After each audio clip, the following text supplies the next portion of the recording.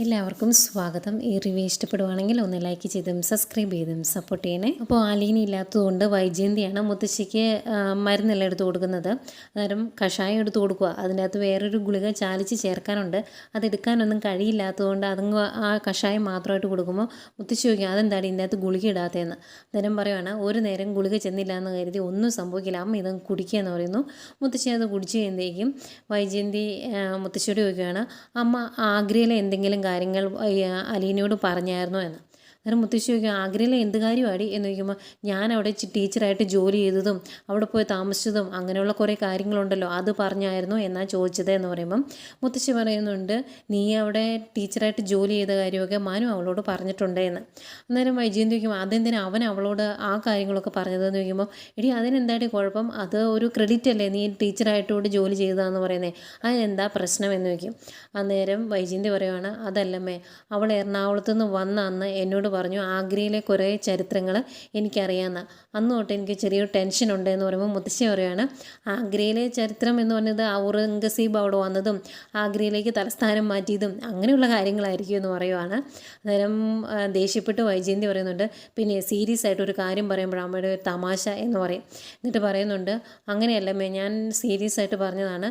ഞാൻ അവിടെ താമസിച്ച കാര്യവും അതിന് ശേഷം തിരിച്ചു വന്നിട്ട് കുറച്ച് നാൾ ചാത്തന്നൂരല്ലായിരുന്നോ എന്ന് വരെ അവൾ എന്നോട് ചോദിച്ചു എന്ന് പറയുമ്പം, അങ്ങനെയൊക്കെ അവൾ ചോദിച്ചോ എന്ന് മുത്തശ്ശി ചോദിക്കുക. അന്നേരം അതേന്നേ, അതാ എനിക്കൊരു ടെൻഷൻ, അമ്മ അവൾ ഹോസ്പിറ്റലിൽ നിന്ന് വന്നു കഴിഞ്ഞാൽ ഈ കാര്യങ്ങൾ അവളോടൊന്ന് ചോദിക്കാവോ എന്ന് ചോദിക്കും. അന്നേരം മുത്തശ്ശി തിരിച്ചു ചോദിക്കുവാണ്, നിനക്ക് ചോദിച്ചാൽ എന്തായോ, ഇനിയിപ്പം ഞാൻ ചോദിക്കണോ എന്ന്.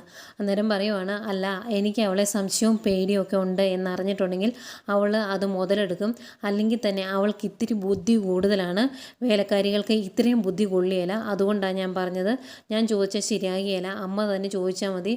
അതുമല്ല, ഞാൻ അവളെ ഇവിടുന്ന് പിരിച്ചു വിടും എന്ന് പറഞ്ഞിട്ട് പോലും അവൾക്ക് യാതൊരു കൂസലും ഇല്ലായിരുന്നു എന്ന് പറയുമ്പം മുത്തശ്ശി പറയുന്നുണ്ട്, അവളങ്ങ് വരട്ടെ, ഞാൻ ചോദിക്കാമെന്ന്. അന്നേരം വൈജയന്തി എടുത്ത് പറയുന്നുണ്ട്, അമ്മ അവളോട് ചോദിക്കുമ്പം അമ്മയുടെ വായിൽ നിന്നൊന്നും വീണു പോകാതെ അമ്മ ശ്രദ്ധിക്കണം, അവൾ പറയുന്നത് അമ്മ കേട്ടാൽ മതി കേട്ടോ എന്ന് പറയുമ്പോൾ, ആയിക്കോട്ടെ എന്ന് പറയും. അന്നേരം എന്നാൽ ശരി, ഞാൻ കുറച്ച് കഴിയുമ്പം ദോശയും ചമ്മന്തിയായിട്ട് വരാമെന്ന് പറയുമ്പം, എടി അത് മാത്രമേ ഉള്ളൂ, ആ പെങ്കുച്ച് പോയി പിന്നെ വായിക്ക് രുചിയായിട്ടൊന്നും കഴിച്ചിട്ടില്ല, വേറെ ഒന്നും ഇല്ലേ എന്ന് ചോദിക്കുക. അന്നേരം കുറച്ച് നേരം ഇങ്ങനെ നോക്കി നിന്നിട്ട് മുഖം വീർപ്പിച്ച് അങ്ങ് പോയ വൈജയന്തി. മുത്തശ്ശിക്കും ദേഷ്യം വരുന്നുണ്ട്, കാരണം ഇതൊക്കെയാണ് സെയിം ഫുഡാണ് അലീന ഉണ്ടായിരുന്നപ്പോൾ എല്ലാം മുത്തശ്ശിയുടെ ഇഷ്ടത്തിന് ചെയ്തു കൊടുക്കുമായിരുന്നല്ലോ. പിന്നെ കാണിക്കുന്നത് നമ്മുടെ മനുവിനെയാണ്. മനു ഒരു ഫ്ലാസ്കിൽ ചായയൊക്കെ വാങ്ങിച്ചുകൊണ്ട് വരുവാണ് റൂമിലേക്ക്. അന്നേരം അലീന ചോദിക്കും, ചായ മേടിക്കാൻ പോയായിരുന്നു എന്ന്. അന്നേരം എനിക്ക് വേണ്ടി ചായ കുടിക്കാൻ പോയതാണ് എന്ന് പറയുമ്പോൾ, എന്നിട്ട് കുടിച്ചോ എന്ന് ചോദിക്കും. അന്നേരം ഞാൻ 2 എണ്ണം കുടിച്ചു എന്ന് പറഞ്ഞിട്ട് അലീനയ്ക്ക് കൊടുക്കാൻ വേണ്ടി അവിടെ ഇരുന്നൊരു കപ്പ് കഴുകിയെടുക്കുക. അന്നേരം എന്നിട്ട് ചായ എടുത്ത് ഒഴിച്ച് കയ്യിലോട്ട് കൊടുക്കും അലീനയുടെ. അന്നേരം അലീന പറയുന്നുണ്ട്, എനിക്കെല്ലാം അറിയാമെന്ന്. അന്നേരം എന്താ അറിയാവുന്നത് എന്ന് ചോദിക്കുമ്പോൾ പറയുവാണ്, എനിക്ക് ചായ മേടിച്ച് തരാൻ വേണ്ടി തന്നെയാണ് ആ മനുവേട്ടൻ കടയിലേക്ക് പോയത്, ക്യാൻറ്റീനിലേക്ക് പോയത് എന്ന് എനിക്ക് അറിയാമെന്ന് പറയുമ്പം, ആയിക്കോട്ടെ, അതിനെന്താ കുഴപ്പം എന്നിങ്ങനെ ചോദിക്കുകയാണ് മനു. അന്നത്തേക്കും ശർമ്മ ഡോക്ടർ റൂമിലേക്ക് വരും കേട്ടോ. അന്നേരം അലീന പയ്യെ എഴുന്നേക്കാൻ തുടങ്ങുമ്പോൾ, വേണ്ട വേണ്ട വേണ്ട, സാഹസമൊന്നും വേണ്ട, അങ്ങനെ തന്നെ കിടന്നാൽ മതി എന്ന് പറയുമ്പം അലീന ഡോക്ടറോട് പറയുവാണ്, ഡോക്ടറോട് എങ്ങനെയാണ് നന്ദി പറയേണ്ടത് എന്ന് എനിക്കറിയില്ല, ഇന്നലെ ഡോക്ടർ എന്നെ കണ്ടില്ലായിരുന്നു എങ്കിൽ ഞാൻ ഇന്ന് മണ്ണിൻ്റെ അടിയിലായേനെ എന്ന് പറയുമ്പം ഡോക്ടർ പറയുന്നുണ്ട്, അതിന് എന്നോടല്ല താങ്ക്സ് പറയേണ്ടത്, എൻ്റെ റിങ്കുവിനോടാണ്, അവനാണ് നിന്നെ നന്നായിട്ട് മനസ്സിലാക്കിയത്, അവന് പ്രത്യേകിച്ച് ആംബുലൻസ് വിളിക്കാനൊന്നും പറ്റില്ലല്ലോ, അതുകൊണ്ടാണ് അവൻ എന്നെ കൂടെ കൂട്ടിയത്, അവനറിയാവുന്ന ആംബുലൻസ് ഞാനല്ലേ എന്നിങ്ങനെ പറയുക കേട്ടോ. എന്നിട്ട് ഡോക്ടർ പറയുന്നുണ്ട്, നിങ്ങളെ ഞാൻ കുറേ ചീത്തയൊക്കെ പറഞ്ഞിട്ടുണ്ട് കൂട്ടുകൂടുന്നതിന്, പക്ഷേ അവനറിയാം ചില മനുഷ്യരെ എന്നിങ്ങനെ പറയുമ്പം അലീന പറയുന്നുണ്ട്, അങ്ങനെ തന്നെ ചില മനുഷ്യർക്കും അറിയാം ചില മൃഗങ്ങളെ എന്ന് പറയുന്നുണ്ട് കേട്ടോ. അന്നേരം ഡോക്ടർ മനുവിനോട് ചോദിക്കും, താനാണോ ഇവിടുത്തെ ബൈസ്റ്റാൻഡർ, കൂട്ടിയിരിക്കുന്നത് താനാണോ എന്ന് ചോദിക്കുമ്പം, അതെ, ഞാനാണ് ഇവളെ കൊണ്ടുവന്നത്, ഞാനാണ് ഇവളുടെ കെയർ ടേക്കർ, എനിക്കാണ് ഉത്തരവാദിത്തം എന്ന് പറയുന്നുണ്ട്. എന്നിട്ട് ഡോക്ടറോട് നന്ദി പറയുവാണ് മനു പറയുവാണ്, ഇവളെ രക്ഷപ്പെടുത്തിയതിന് എങ്ങനെയാണ് നന്ദി പറയേണ്ടത് എന്ന് എനിക്കറിയില്ല, ഞാൻ ഈ പറയുന്ന നന്ദി വെറുതെ പറയുന്നതല്ല, എൻ്റെ ഹൃദയത്തിൽ നിന്ന് വരുന്നതാണ് എന്ന് പറയുമ്പോൾ, എനിക്കറിയാടോ എന്ന് പറയും. എന്നിട്ട് പറയുന്നുണ്ട്, ഞാൻ എൻ്റെ പേഷ്യൻറ്റിനെ കാണാൻ വേണ്ടി ഒന്ന് കയറിയെന്നേ ഉള്ളൂ, വന്ന സമയത്ത് ഇനിയിപ്പോൾ ഞാൻ റൗണ്ട്സിന് വരുമ്പം കാണാം കേട്ടോ എന്ന് പറഞ്ഞിട്ട് ഡോക്ടർ അങ്ങോട്ട് പോകുന്നു. പിന്നീട് നമ്മുടെ രോഹിത്തിനെ ഹരിയും കാണിക്കുന്നു. രണ്ടുപേർക്കും ആശ്വാസമായി. കാരണം എല്ലാം ഒന്ന് കെട്ടടങ്ങിയല്ലോ എന്നോർത്തിട്ട്. രോഹിത്ത് പറയുന്നുണ്ട്, ഇന്നലെ പേടിക്കൽ ശരിക്കും ഞാൻ ചത്തുപോകും എന്ന് കരുതി. ഏതായാലും ഇപ്പോഴാണ് ഒരാശ്വാസമായത് എന്ന് പറയുമ്പോൾ ഹരിയും പറയുന്നുണ്ട്, അത് തന്നെ, ഇനിയിപ്പോൾ വലിയ പേടിക്കേണ്ട കാര്യമൊന്നുമില്ലല്ലോ. എന്നാലും ഞാൻ ഓർക്കും അവൾ എന്തൊരു പെണ്ണാണ് എന്ന്. നമ്മൾ ഉദ്ദേശിച്ച പോലെ ഒന്നും അല്ല എന്ന് പറയുമ്പം രോഹിത്ത് പറയുന്നുണ്ട്, നീ അവളെ പറ്റി പറഞ്ഞത് മൊത്തം അട്ടർ നോൺസെൻസ് ആണ്. പറഞ്ഞത് മൊത്തം ശരിക്കും പറഞ്ഞാൽ തോന്നിയാസമാണ്. അങ്ങനെയൊന്നും അല്ല അവൾ എന്ന് പറയുമ്പം ഹരി പറയുന്നുണ്ട്, എനിക്കും അവളെ അങ്ങ് വിശ്വസിക്കാൻ പറ്റുന്നില്ല. ഇവളൊരു പെണ്ണാണോ, പിശാചാണെന്ന് തോന്നുന്നത്. അല്ലെങ്കിൽ സ്വന്തം ജീവനിൽ എല്ലാവർക്കും ഒരു കൊതി കാണുകയല്ലേ, ഇത് ചത്താലും വിട്ടുതരില്ല എന്നൊരു മനോഭാവം കണ്ടിട്ട് പേടിയായി എന്നൊക്കെ പറയുന്നുണ്ട്. എന്തായാലും അങ്ങനെ പറഞ്ഞുകൊണ്ടിരിക്കുന്നതിനിടയ്ക്ക് ഹരി പറയുന്നുണ്ട്, എടാ എല്ലാം കെട്ടടങ്ങി എന്നൊക്കെ പറയുന്നത് നേരാണ്. പക്ഷേ എപ്പോൾ വേണമെങ്കിലും ഈ ബോംബ് അവൾക്ക് വേണേൽ പൊട്ടിക്കാം. എത്ര വർഷം കഴിഞ്ഞ് പറഞ്ഞാലും അതിന് വാല്യൂ ഉണ്ട്. കാരണം പെണ്ണിൻ്റെ മൊഴിക്ക് മുൻകാല പ്രാബല്യമുണ്ട്.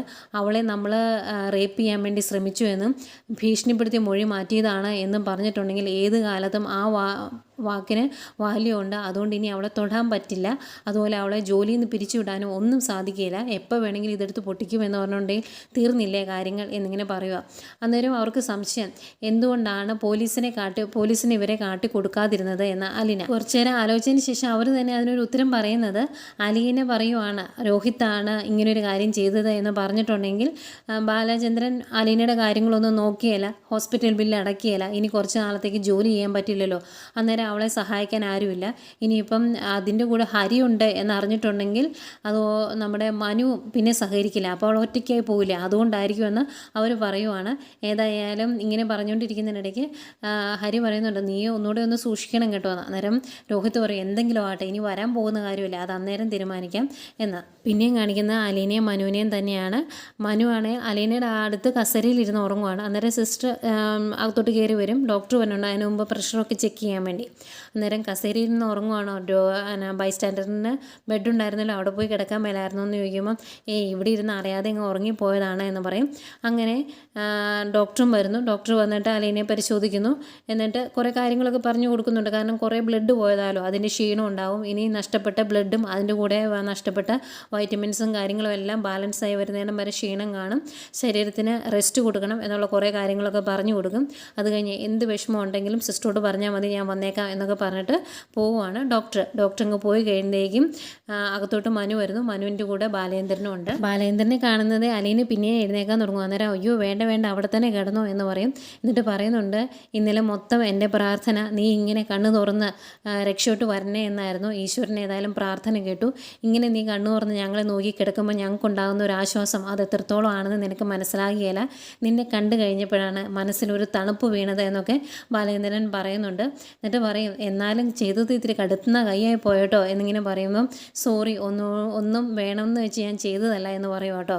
അന്നേരം മനു പറയുവാണ്, നീ സോറി ഒന്നും പറയണ്ട, ഇത് നമ്മളുടെ തെറ്റുകൊണ്ടല്ലല്ലോ എന്ന്. മനുവിൻ്റെ ആ പറച്ചിലും മനുവിനെ അലീനെ നോക്കുന്നതൊക്കെ കാണുമ്പം ബാലേന്ദ്രന് ചെറിയ സംശയമൊക്കെ ഉണ്ട്. എങ്കിലും ബാലേന്ദ്രൻ അലീനോട് പറയും, അബദ്ധം എല്ലാവർക്കും പറ്റും, അതിനകത്ത് നീ വിഷമിക്കൊന്നും വേണ്ട, ഏതായാലും ഇതുപോലെ തിരിച്ചു കിട്ടിയല്ലോ, അത് മതി എന്നിങ്ങനെ പറയുക. അന്നേരം ബാലേന്ദ്രൻ പറയുന്നുണ്ട്, എടാ മനു നീ വേണം പൊയ്ക്കോ, ഞാനിവിടെ ഇരുന്നോളാം എന്ന്. അന്നേരം മനു പറയും, വേണ്ട അങ്കിള് പോയിക്കോ, ഞാനിവിടെ ഇരുന്നോളാം എന്ന് പറയും.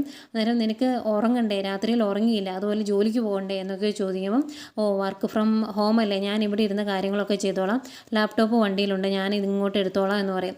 അന്നേരം ഉറക്കം വരികയില്ലടാ നിൽക്കുമ്പോൾ അതൊക്കെ ഞാൻ മാനേജ് ചെയ്തോളാന്നേ, അങ്കിള് പൊക്കോ, എനിക്കൊരു കുഴപ്പമില്ല എന്നിങ്ങനെ പറയുവാണ്.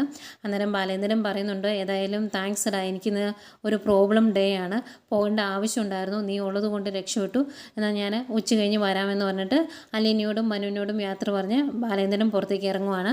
അന്നേരം ഇത്തിരി വിഷമത്തോടെ അലീന മനുവിൻ്റെ മുഖത്തേക്ക് നോക്കുന്നുണ്ട് കേട്ടോ. പിന്നെ കാണിക്കുന്നത് നമ്മുടെ കമലയാണ്. കമലയ്ക്ക് ആകെ ടെൻഷൻ. മനു അലീനയുടെ കൂടെ ബൈസ്റ്റാൻഡറായിട്ട് നിൽക്കുവാണല്ലോ, അതിൻ്റെ വിഷമം വൈജയന്തി വിളിച്ച് പറയുന്നു. എന്നിട്ട് ചോദിക്കുന്നുണ്ട്, നിങ്ങളുടെ വേലക്കാരിയല്ലേ, അതിന് നിങ്ങളല്ലേ സൊല്യൂഷൻ കണ്ടെത്തേണ്ടത്, അല്ലാതെ എൻ്റെ കൊച്ചിനെ അവിടെ പിടിച്ച് നിർത്തുവാണോ ചെയ്യേണ്ടത് എന്നൊക്കെ ചോദിക്കുമ്പം വൈജയന്തി പറയുന്നുണ്ട്, അതിനെ ആര് നിർത്തി, അവൻ്റെ സ്വന്തം ഇഷ്ടപ്രകാരം അവിടെ നിൽക്കുന്നതാണ് എന്ന് പറയുമ്പം നിങ്ങൾക്കൊന്നും അവനെ ഉപദേശിച്ചുകൂടെ, അവനെ അവിടെ നിന്ന് പറഞ്ഞു വിട്ടുകൂടെ എന്ന് ചോദിക്കുമ്പം ആരും ഉപദേശിക്കാൻ, ബാലേന്ദ്രനും അവനോട് ഒരുമിച്ചാണ് തീരുമാനങ്ങൾ എടുക്കുന്നത്, പിന്നെ ഉപദേശിച്ചിട്ട് കാര്യമൊന്നുമില്ലല്ലോ. പിന്നെ ഞാൻ നേരത്തെ കമലയെടുത്ത് വൈജയന്തിയോട് പറഞ്ഞതല്ലേ അവൾ കണ്ണും കൈയും ഒക്കെ കാണിച്ച് അവനെ കറക്കിയെടുത്തു എന്ന്. അന്നേരം കമലടുത്ത് വിശ്വസിച്ചില്ലല്ലോ എന്ന് പറയുമ്പോൾ ഇതെന്താ വൈജയ് ഈ പറയുന്നത്, എനിക്കിത് കേട്ടിട്ട് ആകെ ടെൻഷൻ ആവുകയാണ്, അവൻ്റെ മനസ്സിൽ അവൻ എന്താ ഉദ്ദേശിച്ചേക്കുന്നത് എന്നൊക്കെ പറയുന്നത് ഇങ്ങനെ ടെൻഷനോട് ചോദിക്കുമ്പം വൈജയന്തി പറയുവാണ് ഇത് വെച്ച് നോക്കുമ്പോൾ ഹരിയ ഭേദം എന്ന് എനിക്ക് തോന്നുന്നു, അവനെതിരെ ഒളിയും മറിയെങ്കിലും ഉണ്ട്, ഇവൻ അതുപോലും ഇല്ല, നാണമില്ലാതെ ഓരോന്ന് ചെയ്യുവാണ് എന്നൊക്കെ പറയുക. അപ്പോൾ ഇവരിങ്ങനെ സംസാരിച്ചുകൊണ്ടിരിക്കുന്ന കേട്ടോണ്ടാട്ടോ ബാലേന്ദ്രൻ കയറി വരുന്നേ.